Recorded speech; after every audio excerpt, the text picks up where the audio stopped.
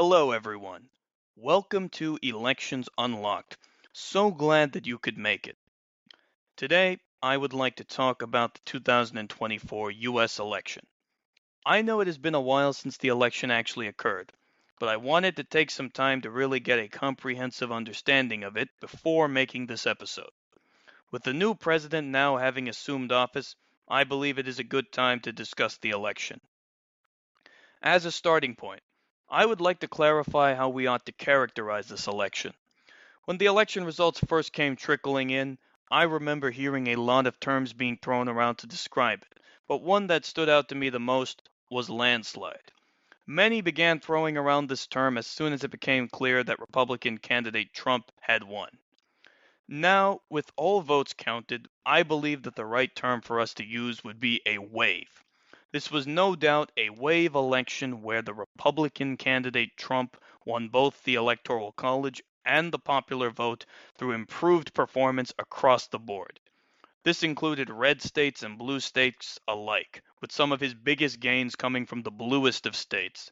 Think places like New York and New Jersey, and even within that, in New York City itself.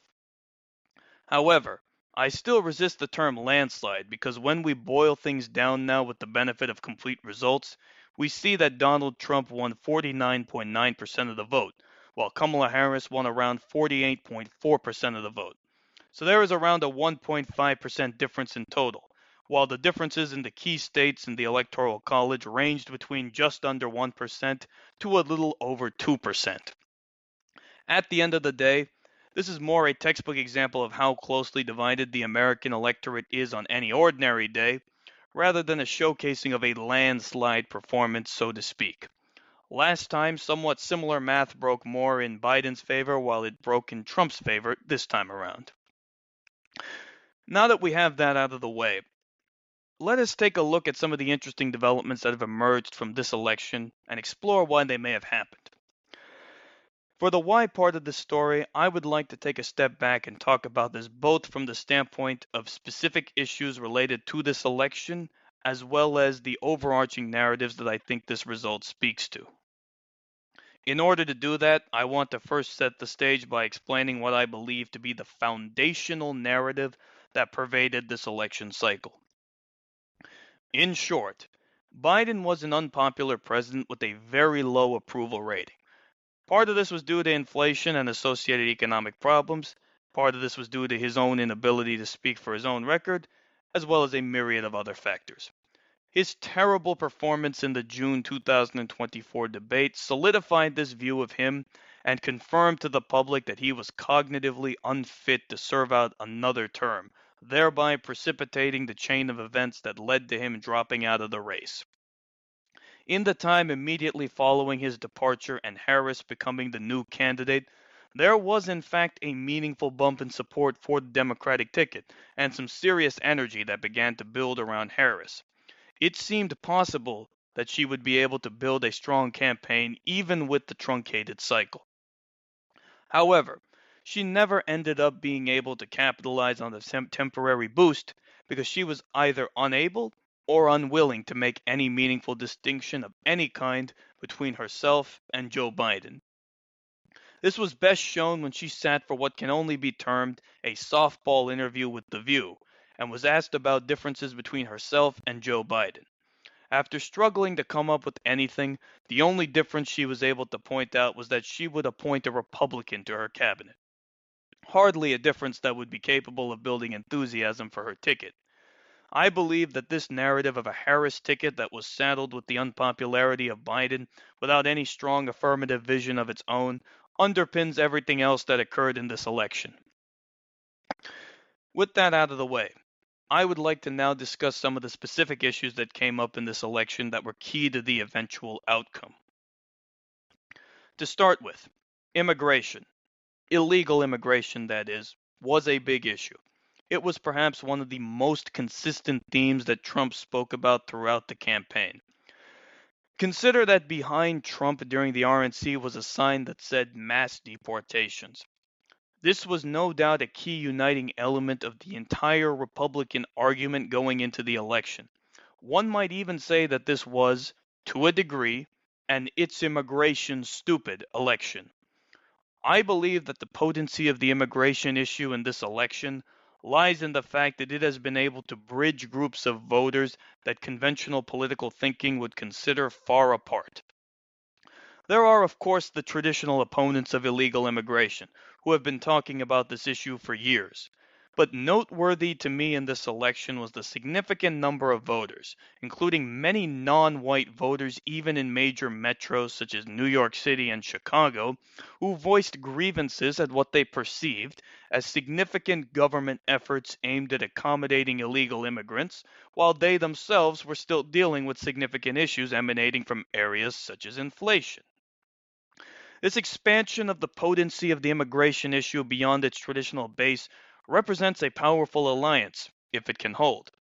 It also may serve as a vindication of the strategies of the Republican governors of Arizona, Florida, and Texas, choosing to bus illegal immigrants from their states into bluer states, really upgrading this issue's salience in those broader regions, even amongst people who live outside of the most immediately impacted areas, but who would have had that issue enter their consciousness significantly for the first time. I believe that part of the reductions in margins between Trump and Harris that we saw uniformly across the country, sometimes in some of these bluest of cities, can attributed to this effect. In more swing parts of the country, this easily could have been determinative. The next key aspect of this election was the massive realignment of Hispanics. Trump achieved something previously unthinkable for a Republican. He won an outright majority of Hispanic men and massively improved his margins with Hispanic women.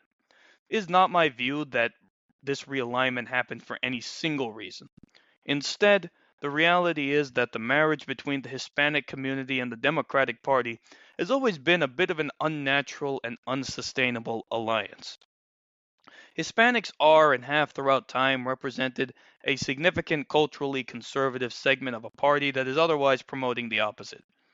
They were held in the Democratic tent primarily on the basis of fear of Republicans and to some degree hopes that since they are a mostly working class demographic, that the Democratic Party would better represent their economic interests.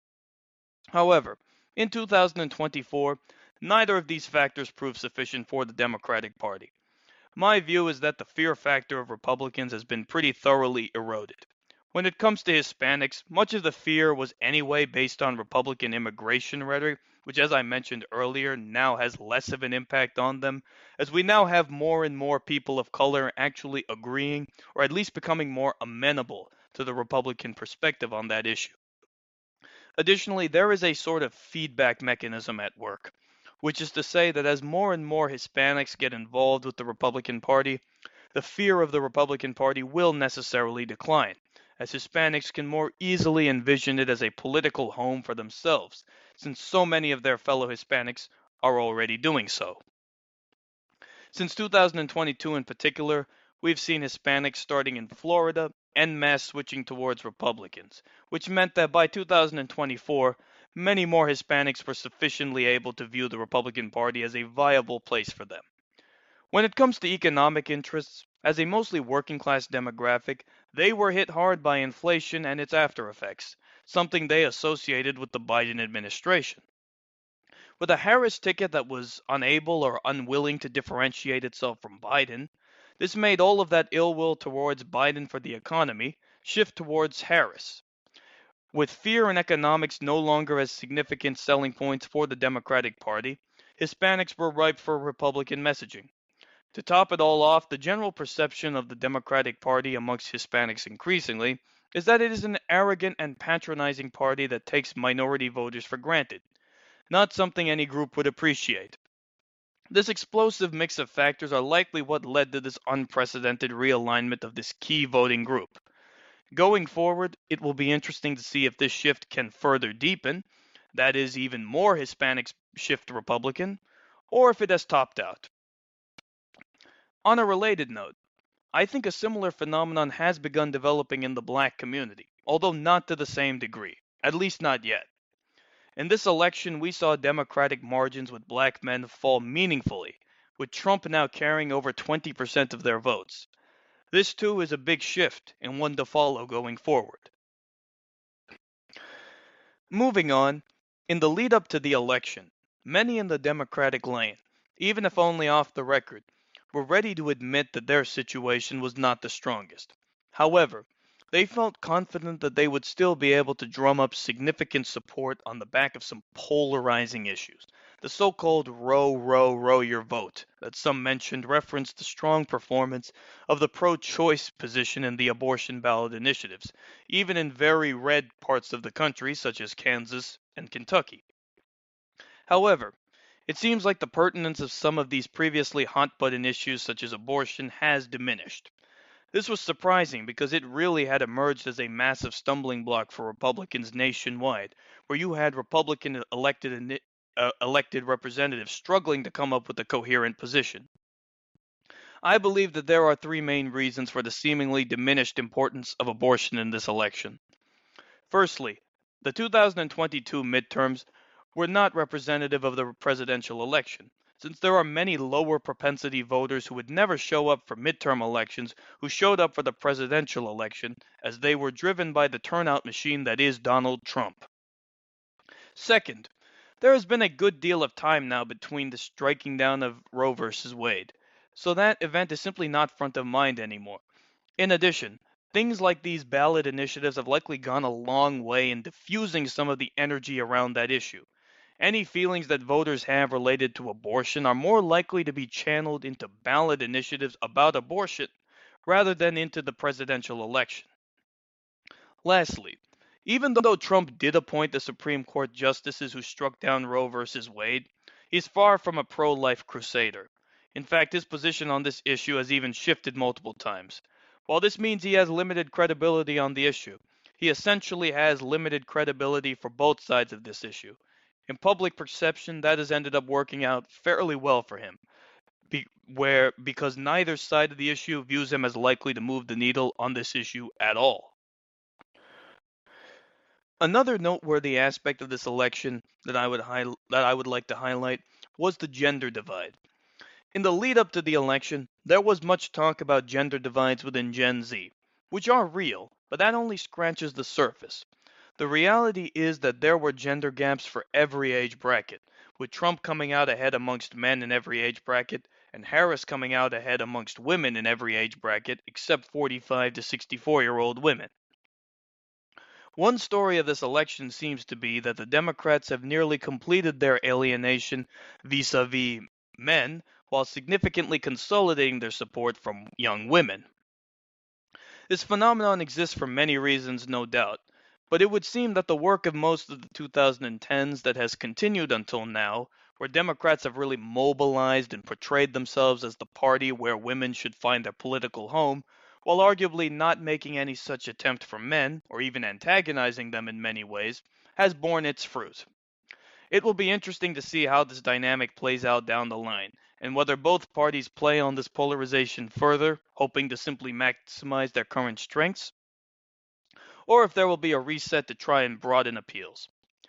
The last thing I would like to talk about in terms of specific issues of this election has to do with the wars in Gaza and Lebanon, particularly in the state of Michigan amongst voters of Arab ethnicity.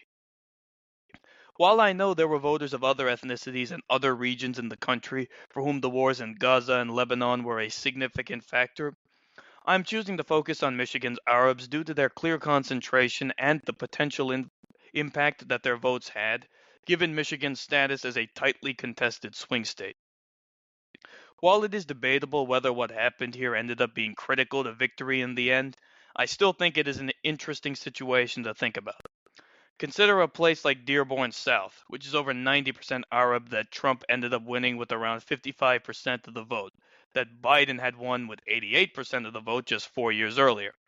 Such a shift is no doubt indicative of the salience of the wars in Gaza and Lebanon to their votes. There is simply no other way to explain such a big shift. With that in mind, it is worth remembering that prior to the Iraq War, Americans of Arab ethnicity were mostly Republican voters. While this shift to Republicans this time around seems to have occurred for a particular set of reasons, it is still a big deal that 20 years of blanket commitment to Democrats have been broken now. I think there is a potential for a realignment that is similar to the one we discussed with Hispanics. Arabs in the U.S., like Hispanics, are by and large cultural conservatives, whose alliance with the Democrats has always been a bit awkward. There seems to be an opportunity for the Republicans if they are willing to grasp it. With Trump overseeing the ceasefire deal in Gaza right before taking office, no doubt many Americans of Arab ethnicity who voted for him this time around based on that war will feel vindicated in their voting decision. It remains to be seen whether the Republicans will be able to capitalize on these gains, or if they will prove to just be anomalous results emanating from very specific circumstances. With all of that out of the way, I now want to move on to the broader narrative that I think this election fits into. The way I see it, the main watershed moment of political history in the 21st century for the United States is the 2008 financial crisis and recession. The 2008 economic crisis occurred in the context of 2 decades of American life dominated by a neoliberal consensus. This was the consensus of unbridled globalism. In the aftermath of the 2008 disaster, there was a lot of anger at and opposition to that status quo. This anger manifested in two main ways: the Tea Party movement on the Republican side and the Occupy movement on the Democratic side. While the Tea Party, which in many ways evolved into Trumpism, took over the Republican Party, the Democratic establishment suppressed their equivalent movements that had eventually culminated in Bernie Sanders' campaigns, which they also took great efforts to suppress. If you look at Sanders' support base, particularly during his 2016 campaign, it becomes clear, uncoincidentally I would say, that his greatest strengths lay with working class voters, Hispanics, and bros, so to speak, more broadly. Groups that Democrats have massively choked with, but that Trump has massively capitalized on. By blocking the organic left-wing response to 2008, the Democratic Party has made it impossible for a coherent, post-neoliberal message to emerge from their side, as they are still a fundamentally pre-2008 party. That makes it structurally hard to win the working class voters of all races and backgrounds now, who once formed the party's base, as they are the most charged up against neoliberalism, as they are its greatest victims. With that in mind, it is my view that the dividing line in American politics today is not an abstract ideological debate of right-wing versus left-wing. Rather, it is one of pro-system versus anti-system politics. Trump's key strength is that while he mostly does not stand for any fixed ideology and his policy views can change on a dime, he has been able to successfully position himself as a foil to the prevailing consensus in Washington. Part of this is due to his style and mannerisms that has resulted in his near excommunication from these pro-system circles that he once had access to. Think about the political and media and popular cultural elites for whom he is persona non grata. While part of this is due to his genuine push against the pro-system orthodoxy in areas such as immigration and trade. Ultimately, the problem with the Harris campaign is that it offered no affirmative vision that pushed against the system. Instead, its campaign was simply a defense of the status quo. Think about how many in their camp talked about their view of a vibe session, where they essentially delegitimized American economic problems as being the result of disinformation. They were simply promising more of the status quo, a status quo many Americans have come to despise over the years since 2008. This was in spite of the fact that the Biden administration actually had many serious working class achievements that it could have touted that go against that status quo, particularly with the FTC and labor rights. Biden could be called the most pro-labor president in years, even if that starts from a very low bar. But these successes were mostly ignored rather than placed front and center. By excluding this from the narrative, all Harris was left with was relatively unpopular economic policies paired with unpopular woke cultural associations and condescension. Even if her campaign was not run in a strictly woke way, the reality is that that is the Democratic Party's brand to many people. This combination could build little enthusiasm. Looking forward, the question is if Trump's presidency in 2025 to 2026 will be a repeat of 2017 to 2018. Will he actually deliver on key issues like immigration, or only on the tax cuts that his donors expect? If he only delivers on tax cuts but misses an issue like immigration that massively animates his base, he risks demotivating them. He seems to know this because of all the things he talked about during his inauguration speech. Immigration was the topic he spent the most time on by far, and where he even outlined some specific tangible actions that he intends to take, such as bringing back the Remain in Mexico policy, ending catch and release, and designating cartels as foreign terrorist organizations. Whether Trump sufficiently delivers to his base or not will likely determine how easy it is for the Democratic Party to find an opening to return to power. If he fails to deliver, I can definitely see a sort of repeat of the 2018 midterms occurring, where a demotivated Trump base and relatively enthused Democratic base works favorably for the Democrats. The interesting thing to look for with the Democrats in this period will be if they are aiming to simply come back to power as a party and as a result are fine with sort of cementing some of Trump's impacts on American political life, or if they're going to try and get back to being the party of the working class and attempting to rebuild that populist left wing response that their establishment had suppressed. Only time will tell. I hope you found this episode interesting. If you enjoyed it, do not forget to like, comment, and subscribe. If you know anyone else who may enjoy this content, feel free to share this episode and channel. Well, that is all for now. Looking forward to seeing you in the next one.